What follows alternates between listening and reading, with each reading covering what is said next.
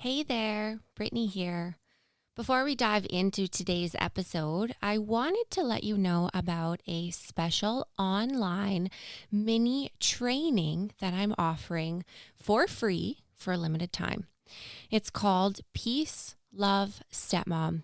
And not to toot my own horn, but beep beep, it's pretty freaking awesome. Peace, Love, Stepmom will give you the exact steps to take in order to create more harmony in your stepfamily without feeling like you have to walk on eggshells or bite your tongue or ignore your own needs just to keep the peace. Because if you are listening to this, then chances are pretty good that you know there's a big difference between not fighting and actually feeling peaceful. To enroll in Peace, Love, Stepmom and get immediate access to this incredible online course, head to peacelovestepmom.com and sign up. It's totally free. You don't want to miss it. So go to peacelovestepmom.com to enroll and get immediate access. Now, on with the show. Where would you take your life if you knew you could not fail? I get it. As a stepmom, mom, and entrepreneur, sometimes it can feel like what everyone else expects of you versus what you dream about for yourself are on opposite ends of the spectrum. As a woman, you're taught from a very young age what society thinks you're worth based on how you look, how you behave, and how much money you're allowed to bring in. But I'm here to show you that you can be the woman who has it all, and not just on the outside. I'm Brittany Lynch, and you are the queen of your castle. Hello. Welcome to another episode of the Queen of Your Castle podcast. I'm your host, Brittany Lynch. I'm feeling super excited to be back behind the microphone after a little bit of a hiatus that I took in the last few months of 2020. We're going to be talking about that a little bit today. I know I did an episode on the hiatus a little while ago, but we're going to be talking about it kind of again. Just want to give you a little warning. We're having wind gusts of 110 kilometers an hour. For my American friends, that's like 60 miles an hour plus wind gusts. So you might hear the wind in the background, but I've got to record this episode today. So if you hear that, I apologize. I promise today's episode is going to be worth the listen, worth the annoyance of the wind. If you don't hear it, then just pretend I didn't say anything. When I was driving home from work today, back to the stinky room, I was thinking about how the podcast has been on the air for an entire year, which feels wild to me because even though it has been a very long year, I can't believe I've been doing the podcast for a year. In that time, we have hit top charts. I was even on the charts with Brene Brown at one point. So thank you for listening and downloading and subscribing, because that helps get this podcast to people who need to hear it. That helps stepmoms like you get the support that they need. But we're not here to talk about the podcast really today. I am, though, going to talk to you about this last year that we've had. It's been a really wild time, hasn't it? Past year, between the pandemic and the United States presidency dumpster fire and the lockdowns and the homeschooling, the economy, combined with this constant global state of stress and worry about the health of ourselves and our loved ones, worrying about the lives of ourselves and our loved ones. It's been a really wild ride. 2020 was a wild ride. And when I say this next part and when I go on to talk about the rest of the episode, I want to put in a quick little disclaimer that I understand that over the past year, people have had loved ones die. I understand that over the past year, people have had to face some truths about the world that have been anywhere from mildly annoying to very uncomfortable to just downright traumatizing. But one thing I think that's really important to remember, something I guide every single one of my own clients to explore, is that it is possible to experience both grief and joy at the same time. Okay. So when I say this next part and I go on to talk about the rest of the episode, I'm not denying the very real shadow side of our human experience right now. I'm not denying the existence of the discord. I'm not denying the polarization over the social issues that are costing people their lives. What I am saying is that at the same time as all of this heaviness that has been going on, that is very necessary for change and for transformation. At the same time as all of that has been going on throughout 2020, there were some really good things happening also. So, the year 2020 for me personally, this series of events that occurred in 2020 ended up creating a really perfect atmosphere for me personally to be able to come home to myself. 2020 really helped me find my way home to myself, right? And I wonder if it helped you find your way home to yourself.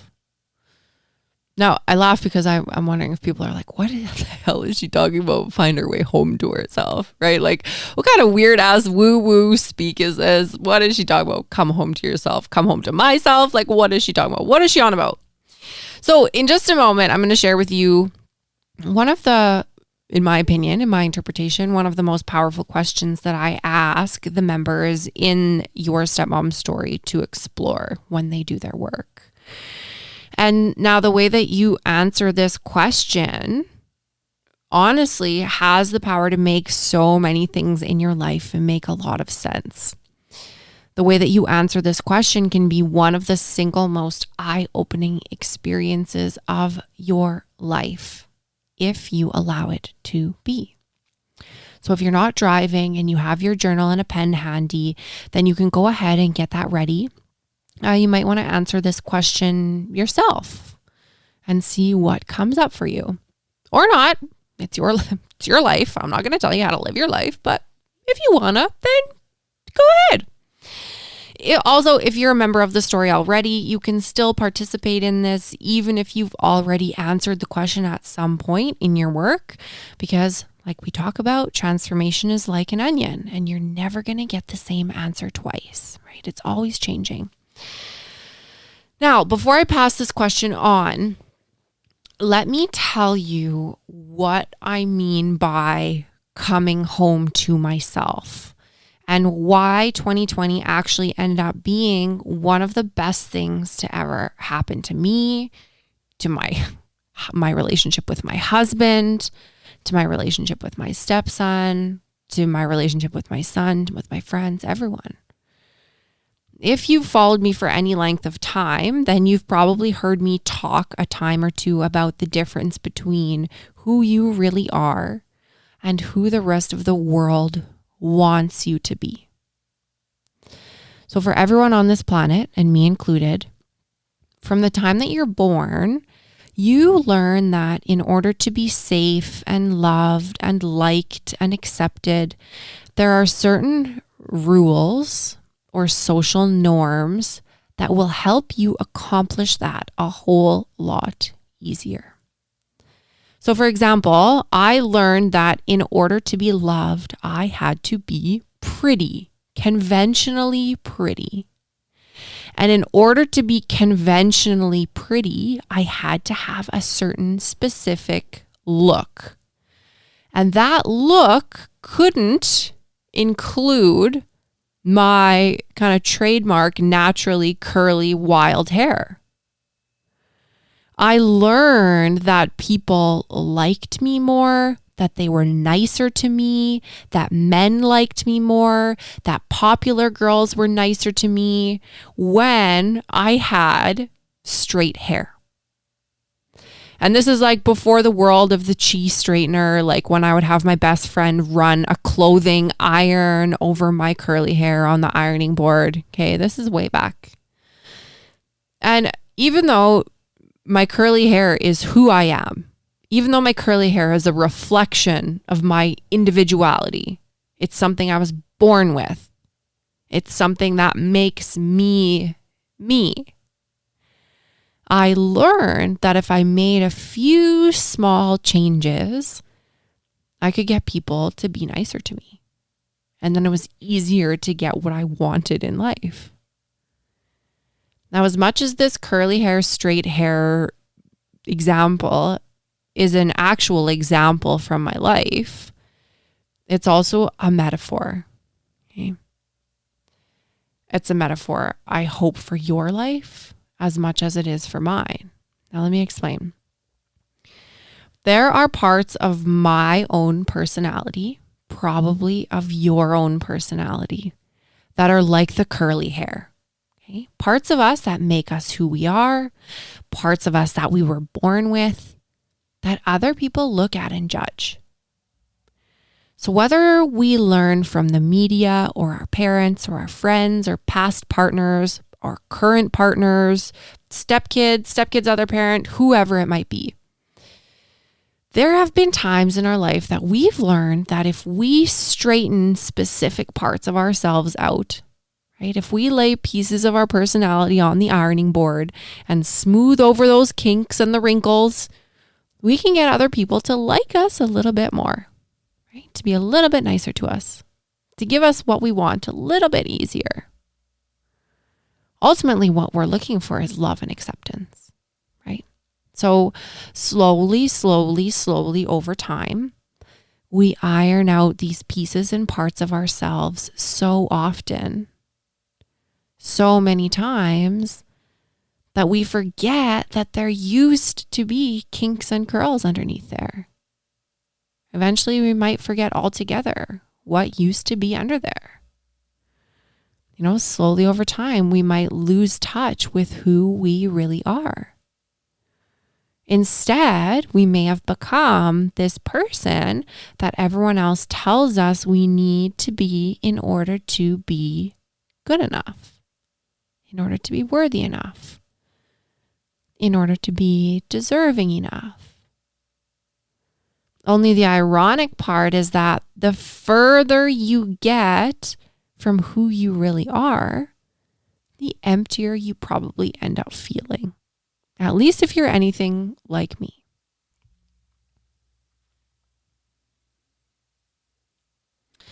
Right? Like, how many times did I, looking back, how many times did I do all of these really extravagant things as a stepmom to win my stepson's approval, only to have him not react the way I wanted him to, right? Which led me to disconnect from him further because I felt hurt and I felt rejected. Like, I thought he wanted me to be this stepmom who bought him every single Minecraft gizmo and gadget. Even though at the core of who I am, I hate video games. Okay? Like I hate video games. And here I was selling myself out, supporting video games in order to hopefully make my stepson like me, right? Here I am being out of alignment with who I am and what I believe in order to hopefully make my stepson like me. And then when he wasn't super stoked about all of these things, when it didn't just magically transform our relationship into this magical bond like biological kids and their moms have, not only did I feel rejected and angry and resentful, I also had this kind of niggling, nagging discomfort of supporting an industry that I despise, right? Disconnect, emptiness was the result of that. And so that emptiness, that aching feeling, that question that might bounce around in your own head of like, why does it still feel like something is missing? No matter how hard I try, why does it feel like something is missing? Now, if you're anything like most stepmoms I know, then what's probably missing is you. What's probably missing is your own connection to you. And so when I say that 2020 gave me an opportunity to come home to myself, really what it did was force me to take the time and the space I needed in order to get really clear about the dimensions of myself that I was disconnected from, the dimensions of who I really was that I was disconnected from. It forced me to take a look at the habits I reached to in order to cover up that discomfort. Habits like wine and daily Amazon shopping and the mindless social media scroll and working or thinking about work every second that I was awake. These were habits that temporarily distracted me from the fact that even though I had everything I ever wanted on the outside, there were still plenty of parts of me that were out of alignment and disconnected and empty.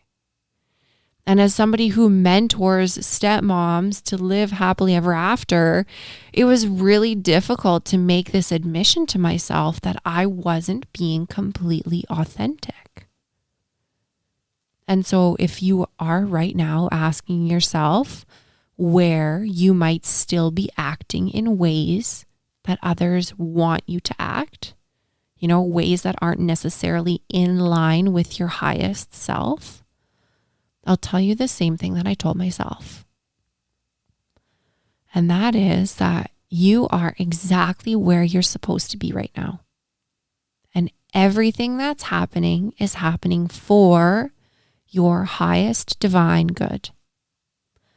As stepmoms, as women, we do enough beating ourselves up about not living up to other people's expectations of us, or not living up to our own expectations of ourselves.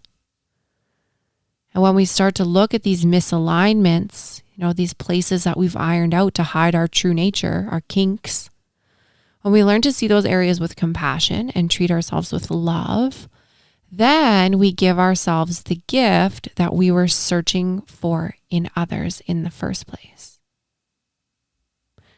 Like when I bought all of those Minecraft gizmos for my stepson, was I doing that because I intentionally wanted to be out of alignment with myself? Like when you do things that you don't want to do just to keep the peace in your stepfamily, are you doing it because you intentionally want to act in ways that disconnect you from your true self? Like, no, of course not, right? Like that's ridiculous.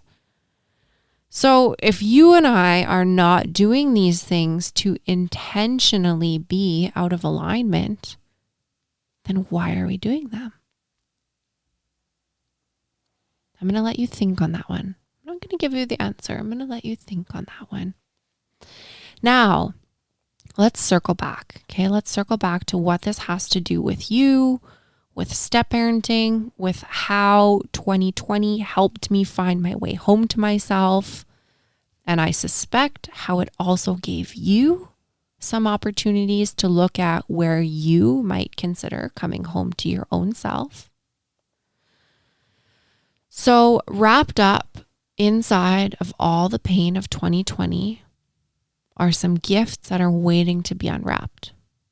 Behind that pain, at least from my interpretation through the lens that I see the world, are dozens of clues about who you think you need to be in order to be enough.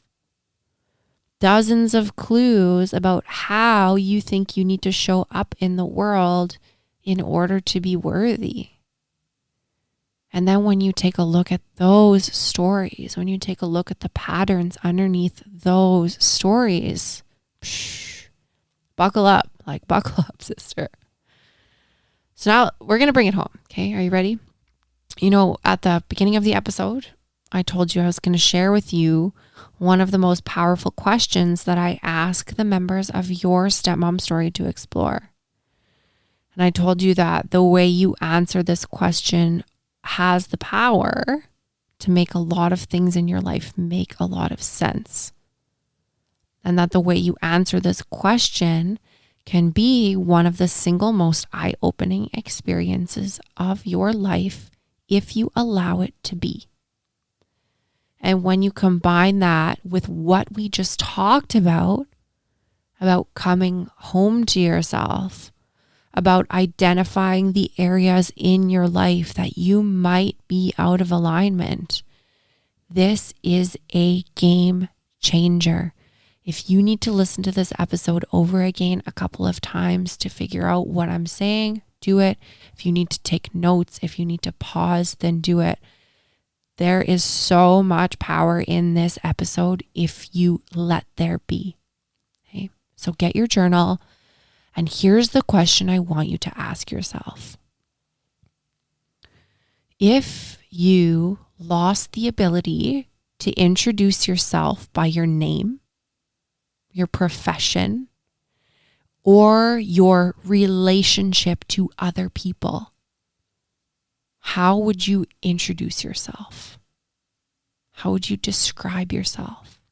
Okay, let me ask it again. If you lost the ability to introduce yourself or describe yourself by using your name or your profession or your relationship to other people, how would you introduce yourself?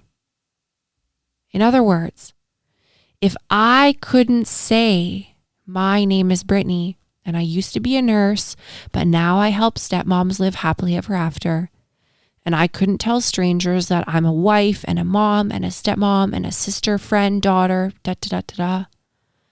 If I couldn't say any of those things, no name, know what I do for work, know who I am to other people, how would I describe myself, right? Who am I? And who are you? Aren't you still just as worthy if your income goes down? Aren't you just as loved if your relationships don't look the same?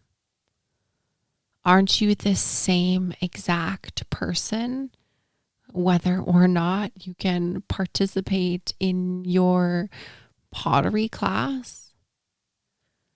You know, so much of our focus and our attention and our energy goes to all of these things and people and projects outside of ourselves that very often we are the last ones to receive our own love. Very often we are the last ones to rest in our own love. And how backwards is that? We are the generators of this love, yet we never give it to ourselves. And I know I'm speaking in generalizations and I'm making a lot of assumptions about people who are listening to this, but I feel like I understand the human experience on a really different kind of level than other people that I've met. And that's not saying I'm better or worse or other people are better or worse. It's just kind of something I've always been blessed/cursed with, is really understanding the depth of the human experience.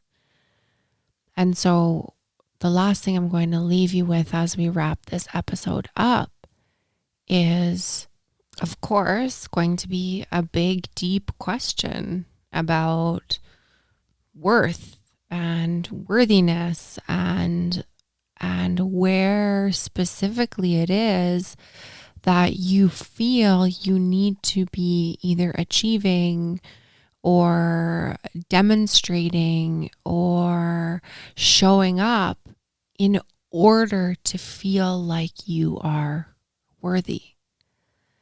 And so if 2020 showed me personally anything, and like however you answer these questions is totally fine. There's no right or wrong. There's no good or bad, right? As I say to the girls inside the story all the time, I'm not handing out gold stars for your answer. The important part here is that you are being honest with yourself and being reflective with yourself. If none of this applies to you, great. If all of this applies to you, great. The important part is that you stop and ask yourself these questions, right?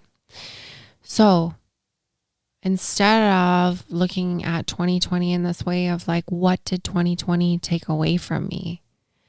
The way that I chose to see it was, what are all of these ways that I am depending on and relying on other people, other places, or other things to make me feel important, to make me feel worthy, to make me feel like I mean something, like I matter? And if all of those things are taken away, don't I still matter? If all of those things are taken away, aren't I still important? And so it was those questions. It was exploring those questions. It was coming to terms with the fact that those things could very easily be taken away from me tomorrow with the announcement of a pandemic, that made me just be okay with who I am, without achieving, without performing, without demonstrating, without doing all of the things for all of the people. So I'm curious what this episode brings up for you. I know it was a deep one, so please send me a message on Instagram so we can chat about it, because I'm really looking forward to hearing what the silver lining of 2020 might have been for you. So message me on Instagram at the Step Queen so we can have a chat, and I will see you back here next week. Same place, same time. I hope this episode got your wheels turning and showed you just how powerful you are. I would invite you to take 30 seconds and tap subscribe to this podcast. When you subscribe to the podcast, then rest assured you will never miss an episode. And in no time, spinning your wheels will be a thing of the past. Thank you for listening and subscribing. And if you enjoyed this episode, it would mean the absolute world to me if after you subscribed, you jumped on over and left me a 5-star review, and better yet, a written review. I am on a mission to let every mom and stepmom know that you can create the life of your dreams. And I need your help to change the world. The world needs us. Thank you so much for subscribing and leaving me a 5-star review. I will see you next week for more behind the scenes action and to get really up close and personal with me and our beautiful step family. Jump on over to Instagram and follow me at The Step Queen. Don't be shy. Send me a DM. Tag me in your posts, tag me in your stories, let me know what you're up to and what about the podcast has been blowing your mind. I cannot wait to get to know you better, and Instagram is my jam. I love you so much. I love you so much. Make it rain, girlfriend.